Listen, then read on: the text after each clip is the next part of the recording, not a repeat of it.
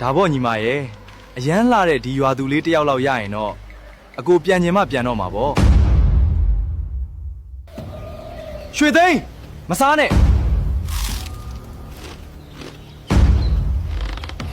ငါတို့သဘောပါအဘတို့မယုံကြည်ရင်တော့မစားဘဲနေလို့ရပါတယ်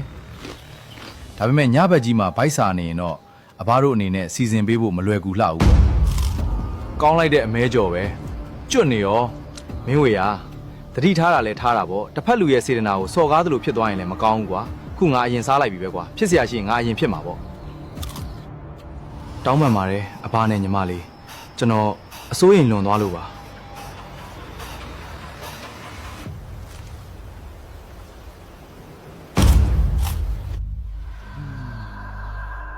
အဲ့လိုများကောင်းချက်ကွာတရေမှမနိုးရွှေသိန်းမင်းရောဘလို့လဲအိပ်ရတာအေးကွာပင်မလာလို့နဲ့တူပါရဲ့အိပ်ဆက်တဲ့ငါတော့ဒီညတော့စင်အော်တာတော့နှုံးမှာမဟုတ်ဘူးအကိုတို့နိုးပြီဆိုရင်မနှက်စာစားဖို့အောက်ဆင်းခဲ့ကြလေပြီးရင်ညီမနဲ့အတူရွာထဲကိုပတ်ကြည့်ကြတာပေါ့ကောင်းပါပြီညီမလေးအကိုတို့ခဏနေဆင်းလာခဲ့မယ်နော်ညီမတို့ရွာကအရန်ตายရတာပဲနော်အိမ်ကြီးတွေဆိုလဲကောင်းလိုက်ကြတာလူတွေအားလုံးကလည်းတန့်ပြန့်ကြတယ်အားလုံးကသဘောလဲကောင်းကြပါတယ်နော်နောက်ဆိုအကိုပြန်အောင်ပြန်ချင်မှာမဟုတ်တော့ဘူးဒါပေါ့ညီမရဲ့အရန်လာတဲ့ဒီရွာသူလေးတယောက်လောက်ရရင်တော့အကိုပြန်ချင်မှပြန်တော့မှာပေါ့ဒီရွာကိုရောက်တာနည်းနည်းတောင်ကြာနေပြီပဲထူးဆန်းတာကဒီရွာကိုရောက်ကြတဲ့ကညဘက်တွေမှာဘာလို့ထိမ့်မရအောင်အိတ်ချင်လာရတာလဲပြီးတော့အိုဒီပါနဲ့မန်နဒီကလည်းဖော်ရွေကြပြီမဲ့တခါတလေမှာငါတို့အသားတွေကိုမထိမိအောင်ရှောင်နေကြသလိုပဲ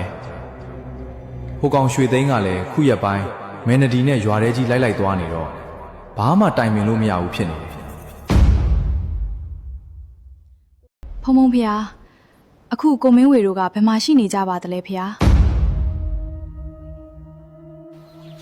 မောင်ရန်တိုင်းအောင်ရေမောင်ရန်တိုင်းအောင်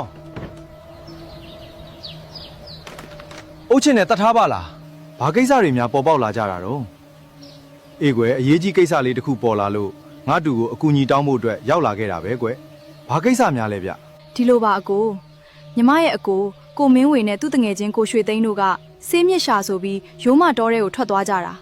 ခုထိပြန်ရောက်မလာကြလို့ပါကိုမင်းဝေပျောက်နေတာခုဆိုဘယ်နှစ်ရက်ကြာသွားပြီလဲရက်20လောက်ရှိပါပြီကိုမင်းဝေရဲ့တငယ်ချင်းတယောက်စီကစုံစမ်းမှုအရတော့ကိုမင်းဝေတို့ထွက်သွားတဲ့နေရာနဲ့မြေပုံတစ်ခုရလာခဲ့ပါတယ်အဲ့ဒါအကိုကိုပါဒီခရီးမှာလိုက်ခဲ့စေခြင်းလို့ပါလွန်ခဲ့တဲ့ရက်20လောက်ကဒီရွာကိုအသက်20ဝန်းကျင်လူငယ်လေး2ယောက်ရောက်လာကြသေးလားဗျအေးရောက်တော့ရောက်လာကြတယ်ကွယ်သူတို့ကရွာထဲကိုတော့ဝင်မသွားကြဘူးဒါပေမဲ့ရွာထိပ်ကဘုံကြီးကျောင်းထဲကိုဝင်သွားတာကိုတော့တွေ့လိုက်မိတယ်